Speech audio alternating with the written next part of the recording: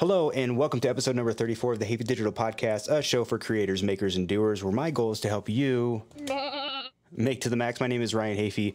In this episode, I've got a not-so-secret project that I want to tell you all about. Let's get to it.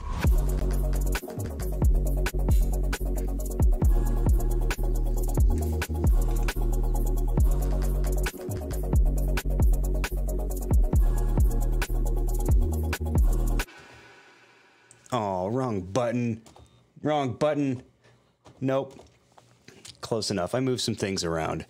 We've got some different sound effects, and I forgot where I moved some things. Anyway, here we are. Hello, everyone. Thanks for joining the show. Before we get into things, I wanted to show off a little cool invention that I saw. I can't take credit for this, but I thought it was pretty cool. So if you take off your hat, or if you put some buttons on your hat, I know it's probably not easy to see. You can kind of see it reflecting there. Put some little buttons on your hat behind your ear, and if you are a mask wearer, as you should be, you can simply put your mask on, and instead of getting that behind the ear pain, you can just strap it to the side of your hat, and it takes all of that pressure off from behind your ears, and it makes it way more comfortable to wear a mask. So if you've got an old hat, or even really, I mean, screw it, just make it part of your everyday hat, because it makes it so much easier, and it's so much more. Every time that I wear masks, I always feel like I have to, and I put it behind my ears, I feel like I have to tense my muscles in my ears and my head and things, and it's just by the end of it, it's becomes a very uncomfortable experience. So yeah, I highly suggest that. But anyway, that was a quick tip. Let's talk about the sound of the week. So last week's sound of the week was, and of course, that's the sound of a GoPro. This week's sound of the week is,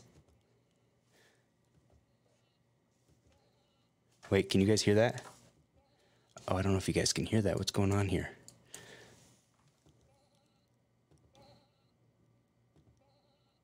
I don't know if you can. Somebody let me know if you can hear that, because for whatever reason, it's not coming through on my end. I'm also now dropping a bunch of frames, which is a little bit concerning. I was having some internet issues before I got in here, and now I'm starting to see them creep back in, which I'm not happy about.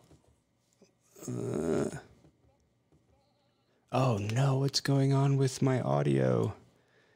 That concerns me a little bit. Let's see if I can get that back up and running. Hang on. I don't want to do that, but I don't understand why. How about now? Let me see. That was okay.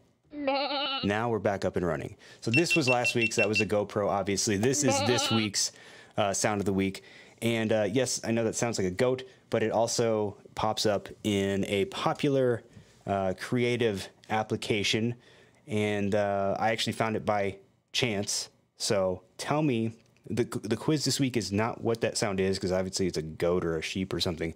The quiz is, what application does this sound come from? And you only hear it in one particular instance. So we'll talk about that at the end of the episode. And by the way, if you're here with me, thank you so much for being here, and be sure to hit that subscribe button and follow me on social media at Ryan Hafey on Instagram and Twitter, and let's have a conversation over there, because conversations are fun, and I like answering questions and engaging with people, so let's do that, shall we?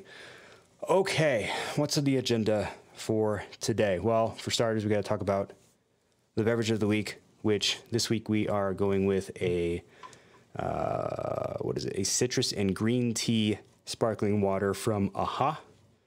AHA is a brand that I have featured before. I may have also had this one on here before as well. Excuse me, I'm not exactly sure, but it's okay. It's citrus and green tea. You kind of get the green tea at the end. Citrus kicks in first, and then the green tea kind of comes in at the end. It's a very subtle flavor. It's not too strong. Definitely not as strong as the strawberry Walmart brand sparkling water that I had last week, which, by the way, I figured out that it's got aspartame in it, which I'm sure is probably why it has such a strong, intense flavor, because, you know, normal sparkling waters that basically are just water and flavoring, they don't have much of an intense flavor. But the one last week, it tasted like a strawberry soda almost. It was bizarre, but it was pretty good. So that's the beverage of the week. And one thing I want to talk about before we get into the secret project that I've been working on for about the last week or so is PC fans. So last week I hinted, or not, it's not really a hint, just kind of discussed it, but I had mentioned that I had purchased, I had ordered from Amazon some PC fans. One of the things that's been driving me nuts is that the fans that I have in my PC currently, and I had 3 of them in there, they're all just pretty loud, and they're located right on the other side of the desk there. There's a little bit of a sound barrier between me and the PC, but not enough to where it doesn't get picked up at all on the mics. So I wanted to look for some fans that were a lot quieter, and I found this brand. I think it's called Be Quiet, all one word, with an exclamation point at the end. A little strange of a brand name, but I guess it's applicable. But they're very quiet PC fans. So I put them in, and not only did I install them, I took some before and after video so you could kind of hear the difference between, okay, is we still dropping frames? It looks like we've halted for a little bit, hopefully. Nope, and we're dropping frames again. Okay, so this episode, I am afraid to say, is going to contain probably some jittery and some freezing frames and things like that going on. So apologize for that, but it is what it is, and we're just going to roll with it. So anyway, so I'll play a little video here, which will kind of show you, and if you listen closely, turn your headphones up and listen to what these fans sound like. So I bought some new PC fans because the one I have in my current PC are a little bit louder than I would like. And right now I'm running a speed test and testing the decibel levels. I'm at benchmark Currently test. We're at 45, 46 decibels. So that'll give us a good start. So you could, if you were listening closely, if you had headphones on, you could probably hear how loud those PC fans were. They're crazy loud. And this is what the fans sounded like after I got them installed. All right, the new fans are installed. A benchmark test is running, and these are the levels we're getting now.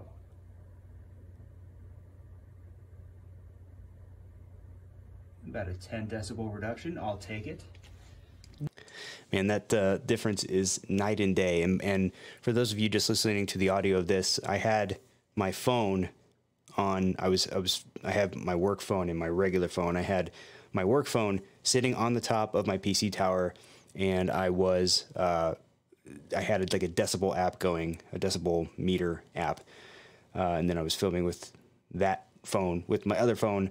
And during both tests, I was running a benchmark test through Cinebench, so that, you know, all basically the CPU is going to be running at full blast, and all the fans are going to be running. Yeah, the difference is night and day. So hopefully, hopefully that's going to have a positive impact on the audio quality here. And I did play with the audio a little bit. I added a filter, a parametric equalizer within OBS, so hopefully the audio going out sounds a little bit just a little bit more fine-tuned.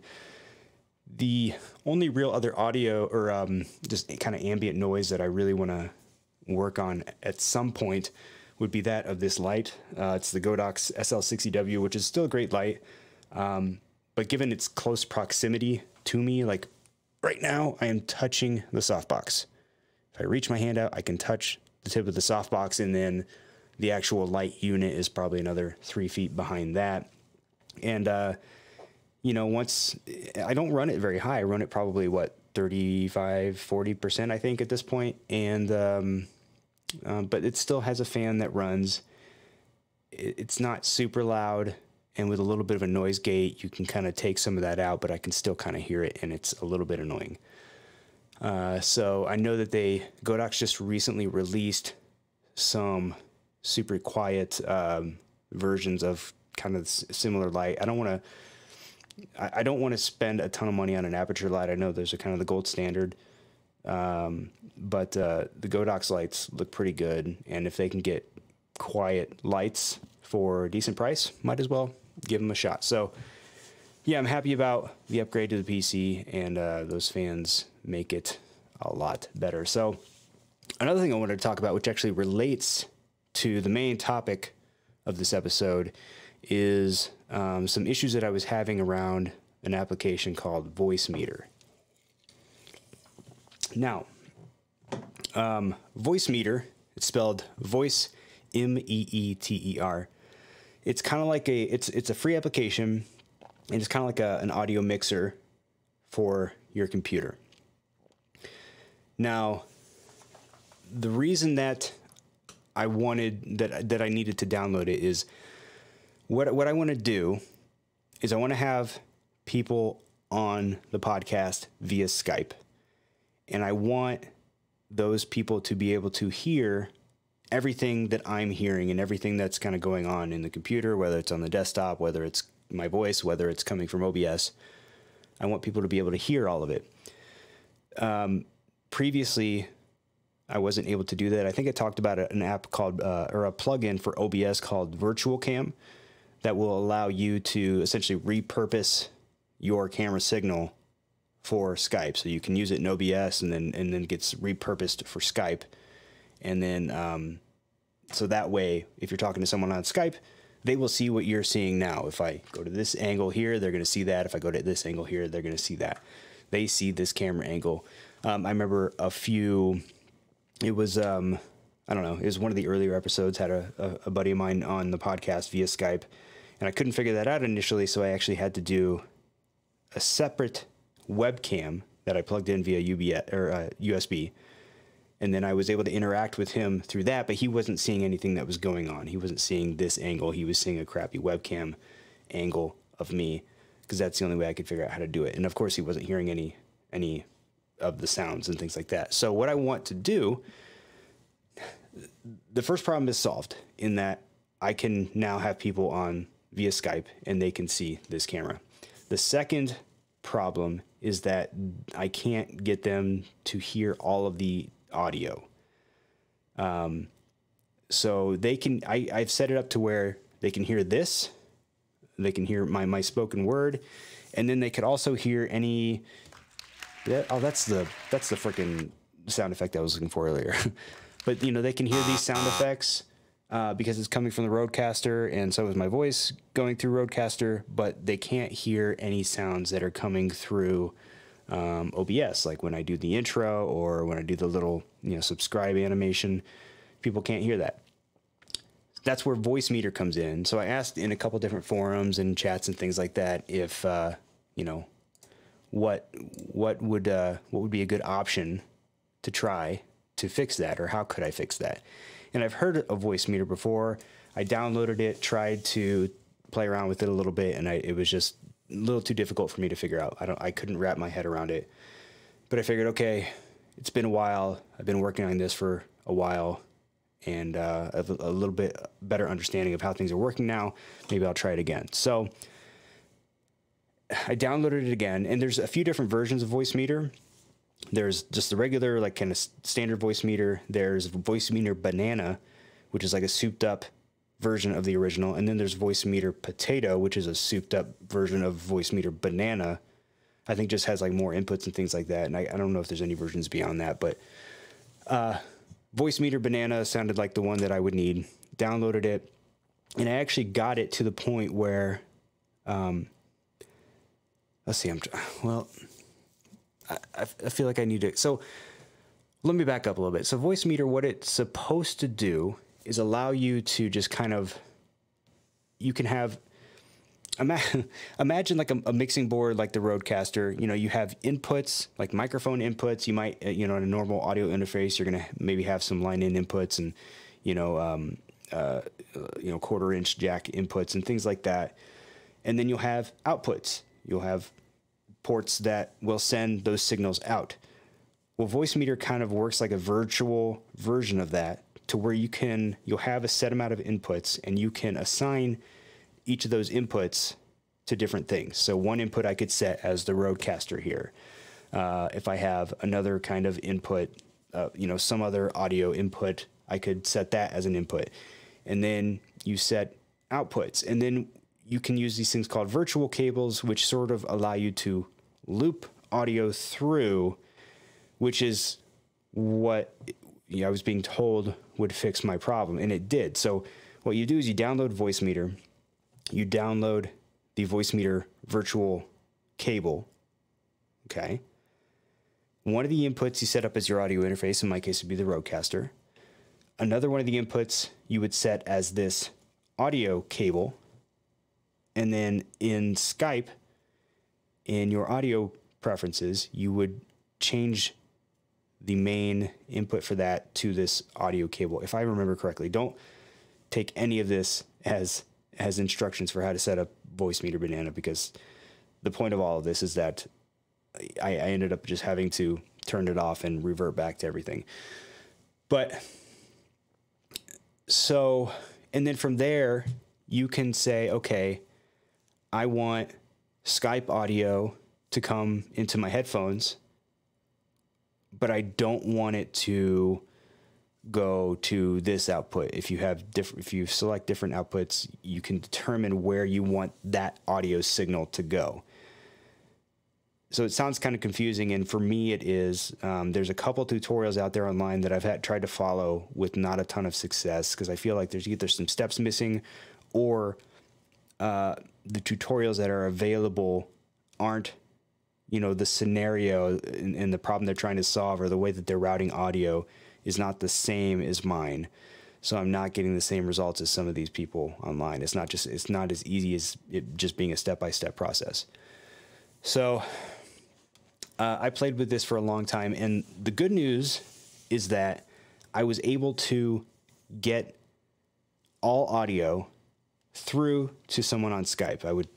My wife's probably annoyed by me because I would make her sit out in the living room and hold my phone for a little while I had a conversation with her via Skype from here. And I would ask her 100 times, can you hear me now? Can you hear this? Can you hear that? And she would tell me, and I was able to get it to where she could hear everything, all my sound effects, my voice, obviously, anything coming from OBS, all the little sound effects I have within OBS, all of that stuff. It was great. It worked fine. Excuse me. Got the burps, the beverage burps. But the problem was, and it's one just like small, insignificant problem, and that is,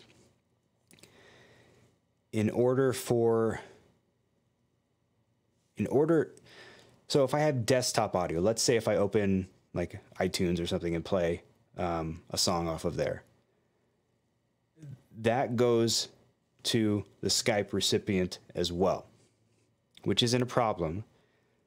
But using, I don't think you're going to be able to, no, you can't see it. Can I bring this forward enough? But like, for example, you can't see it. On the Rodecaster Pro, which is here, this knob, which I know is going to be hard to see on that super wide GoPro back there, but this knob right here determines the volume. Like, for example, if I play into my headphones or out of my speakers, this is going to determine the volume that I hear. Turning this knob is not going to alter the volume that someone on the other end of Skype would hear. The only way that I could adjust that volume would be to have the VoiceMeeter interface up on my screen, and then toggling a lever up and down there, or just turning it off completely throughout that interface. And the reason that is kind of annoying is that there's already so much going on here. Like, I don't know if you can see again from this angle, but I've got 1, 2, 3, 4 screens up here already. And then to have another screen, like, a lot of this is just very complicated. And then when you combine that with the project that I'm working on and all the ins and outs that are going to go into that, it becomes even more of a cluster. So that was a long way of saying that I spent more time than I would like to admit trying to figure it out. And while technically I did figure it out, I wasn't satisfied with it completely.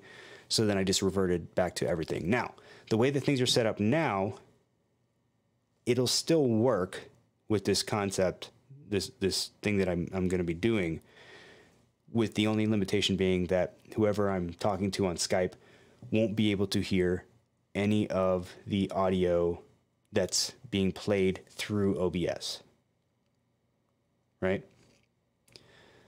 So that's the problem that I need to solve. Otherwise, this week I would have actually launched this thing, this secret project, and we would have just started it now. But I want it to be right before I actually get into it. And I also debated on whether or not I would even talk about it, because, you know, it's like maybe I just fine tune it and then we just go with it. But then I realized that's not what this podcast is about. We talk about progress. We talk about, you know, the process of putting things together and growing things and fine tuning and stuff. So we're going to talk about it before it even comes out. So that's what we're going to do right now after a fine sip of this sparkling beverage. Okay, so my not so secret project, quite simply, is a game show. I'm working on just kind of like this little game show concept where, is this going to change? Nope. Okay, good. The concept is this. I want to have other creators call in via Skype, and it'll be a trivia game show, and the questions that will be asked will be of the guest. So, for example, if you're a YouTuber, I'll dig into your YouTube channel and find questions to ask you about your YouTube channel to see how much you actually know about your own YouTube channel, your own content. What maybe in this video you said this thing, you know, what year, how many videos are on your channel, what year was your channel created, etc. Those types of things. Excuse me, gosh, I got burps coming back up. But that's kind of the concept of it, and I thought it might be kind of cool. So I just spent the last week kind of developing what that would look like. And again, this isn't going to be another thing where it's, you know, I want it to grow and morph and change over time. But for starters, this is how the game show, at least initially, is going to be introduced. Or not. Oh, I know why. Okay, this is how the game show is going to be introduced. Welcome to the Hafey Digital Podcast Game Show, a show for creators, makers, and doers, with your host, Ryan Hafey. And there we go. So we have a little introduction, pre-recorded and pre-animated by me, and then we're brought to this little lovely game show. I don't know what you would call this setup here. Dropping more frames. Apologize if we're freezing anywhere. It looks like on YouTube we might be freezing a little bit, and that sucks. Might have to replay that intro again because I'm looking at the YouTube now. Oh, there we go. Okay, we're good. So yeah, after the intro plays, we would be brought to here. Obviously, in that black portion of the screen is where the contestant would be, and then across the bottom, you know, I'd have their name and what they do. And then the in between our two frames there are 10 squares, each of them having a number 1 through 10. And that represents 1 square per each question that I'm going to be asking. So for starters, I might open up a question, and I only have one sample question here, but it'll be enough for you to get the idea. We'll say, okay, question number 1. What year did you launch your YouTube channel? And then the contestant will provide their answer. If they got it correct, they would hear and see this. If they got it incorrect, they would hear and see this. All right. Then what you would do, depending on their answer, let's say they got it correct, you would go in and you would give them a check mark on the board. And the goal, obviously, is to, by the end of it, get the most answers correct. And how I put all this together, let's talk about that a little bit. So let's see. I'm going to move some things around here. Is this going to work? Oh. Okay, we're going to go back to this for just a minute. So all of this is controlled as far as the animations and the little, pop-ups and graphics. It's all controlled via the Elgato Stream Deck. So everything's been popped up in here. It's been added into OBS and then programmed into the Stream Deck. And so down here, I've got a little folder, and you can kind of see there, basically, these are all the check marks. So, you know, if they got question 1 right, you would press it, turn that one on. If they got question 2 right, you would press that, turn that on. Same thing, there's another folder for the X's for questions that they got incorrectly, and you would press and turn on whichever one, you know, for whichever question they got wrong. This is the little check mark that you saw that popped up on the screen whenever someone gets it right. You press that. And then same thing with the X there. This would be where I would load all of the questions. Right now, they'll probably just be text questions, but eventually they might, animate onto the screen, and then you can turn them off and on here as you go along throughout the game. And then other than that, there's just an outro that I played. That's basically the intro minus the voiceover. And that, in a nutshell, is the game show. So we'll go back here. And yeah, I guess there's really not much else to say about it other than that, but that's kind of the concept. So what I really want to do is have, I want to have creators on. I want to have, and not necessarily specific to YouTube, but I'd like to have, you know what? Okay, we're going to go back here because there we go. But I'd like to get YouTubers on. I look up to a lot of YouTubers. I've gotten a lot of great information and learned a lot of what I know now from others on YouTube. So it'd be great to have some YouTubers on. I think the first one though that I'm going to do, the first game show, and it's only fitting, it's only right, it's going to be with my wife. We have a YouTube channel. We both kind of started together. Then she sort of took it and turned it in kind of a vlog channel and things like that, which I've talked about before. I think it would be fun to have her on. It's kind of like the pilot episode. And then, if anybody needs an example of what the show looks like, you can just send them that. And hopefully we can entice some people to come on and have a little bit of fun and, learn about themselves, I guess. Or maybe we'll remind them of things that they may have forgotten about their own podcasts and things like that in the past. So that's the not so secret project that I've been working on, and it's been a lot of fun so far. That's that. So let's talk about the sound of the week. I'm getting better at this. I'm getting better at remembering to reveal the sound of the week. And man, we are really dropping frames now. We're up to 5,900 frames dropped. This is bad. Man, I went as far as resetting the router and reset the computer. Did a speed test right before we got on. Saw really good speeds. I don't know what's going on. I don't know what the deal is. Maybe the kids are upstairs just eating up all the bandwidth. I don't know. But anyway, sound of the week. So this week's sound of the week, once again, was... And that sound is apparently the sound that you hear when you're rendering a video, rendering something in After Effects. So what happened was I was trying to render an animation and save it to replace an animation that I had just rendered because I made a couple tweaks to it. I was just going to replace that file. But that file was, I think I had OBS open or something, and that file was currently in use. So when I saved it as the same file name and then tried to hit render, that's the sound you apparently hear in After Effects when that happens. I didn't know that. Maybe that's common knowledge amongst After Effects users, but it wasn't common knowledge for me. And that just kind of caught me off guard. So that is the sound effect, or that is the sound of the week. And with that, I think I'm going to go ahead and end this one. Thank you so much for watching. If you are still here with me, I would appreciate it if you hit that subscribe button, no matter where you happen to be listening or watching, and follow me on social media at Ryan Hafey on Instagram and Twitter. And until next time, please keep on making, creating, and doing.